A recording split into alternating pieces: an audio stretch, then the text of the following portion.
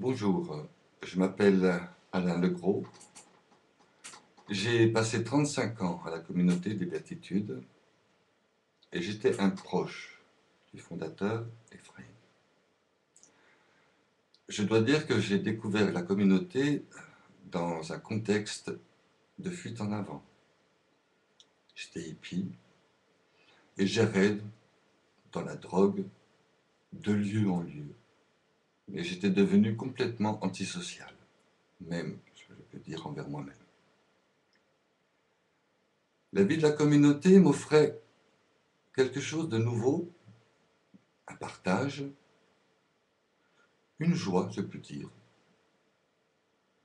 Et étant proche d'Éphraïm, j'avais ses confidences, il désirait un jour que je devienne moine. Comme j'écoutais tout puisqu'il était ce qu'on appelait directeur spirituel, j'ai donc prononcé mes premiers vœux. Et par la suite, dans tout ce qu'a découvert Ephraïm, dans toutes ses recherches, j'ai été son cobaye. Alors, il a pratiqué sur moi la PNL, l'hypnose ericksonienne, l'énéagramme, l'analyse transactionnelle et j'en passe. Autant être honnête avec vous, la proximité avec lui faisait que j'étais à l'aise partout. J'avais ma place au chaud, ma place au soleil, si je puis dire. D'autant plus que tout ce qu'il me demandait, je le faisais.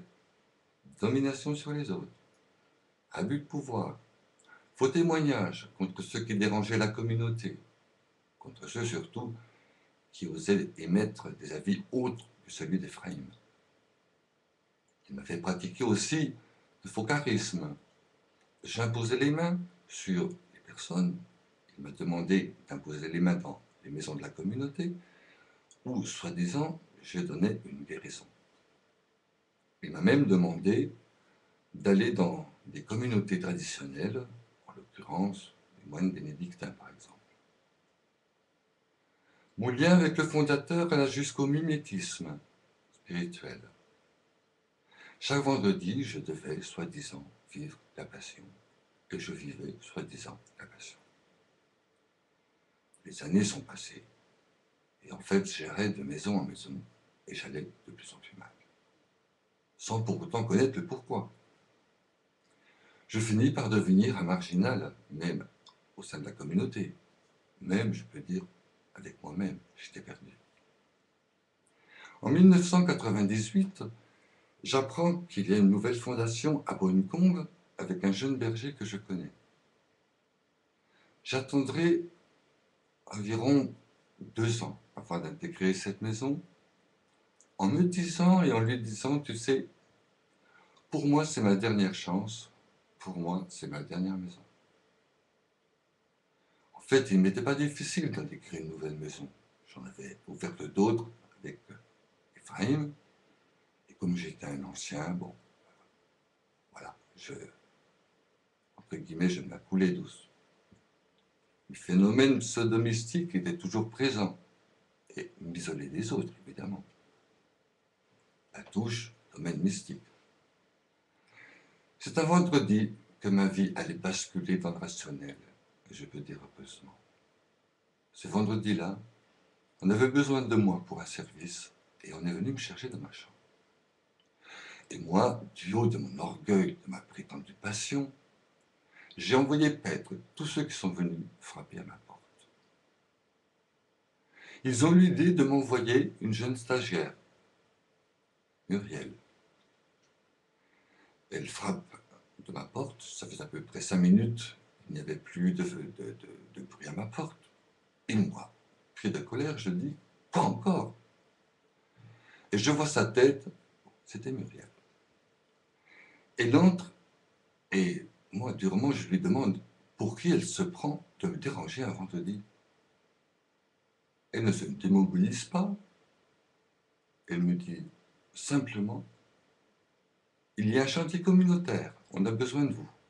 Je suis rentré dans une colère des plus abominables. m'asseyant sur mon lit, pardon, et je lui ai ordonné de partir sur le champ, en lui disant, vous ne voyez pas que c'est un vendredi et que je dois vivre la passion du Seigneur.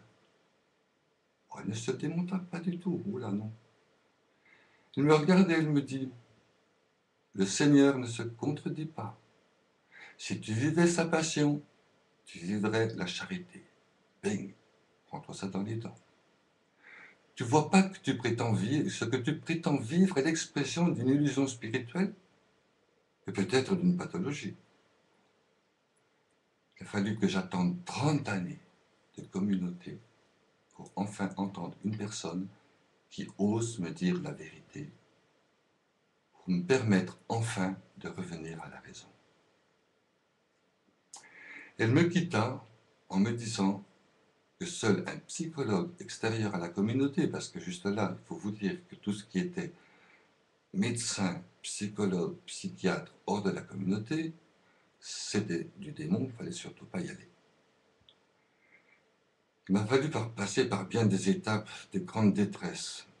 Je suis parvenu au bout de 2 ans, oui, je peux dire de grande détresse, mais aussi de grande violence, autant intérieure et autant vis-à-vis des autres. Et finalement, au bout de 2 ans, je décide à me rendre dans un cabinet d'un médecin compétent. Si je prends la parole, ce n'est pas pour défendre Muriel. Oh, je sais très bien qu'elle peut le faire elle-même.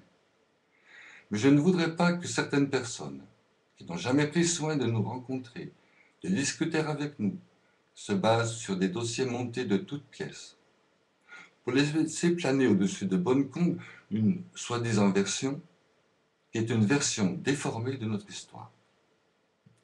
Je tiens à préciser que sans l'intervention de Muriel, sans les encouragements du père Jean-Baptiste, selon l'avis du psychiatre, dans quelques années, je me serais enfoncé de plus en plus dans une grande maladie psychiatrique. Aujourd'hui, avec le recul et toute notre histoire, ce que je constate, c'est qu'une personne suffisamment libre et lucide a su faire tomber les écailles que certains d'entre nous avions sur les yeux.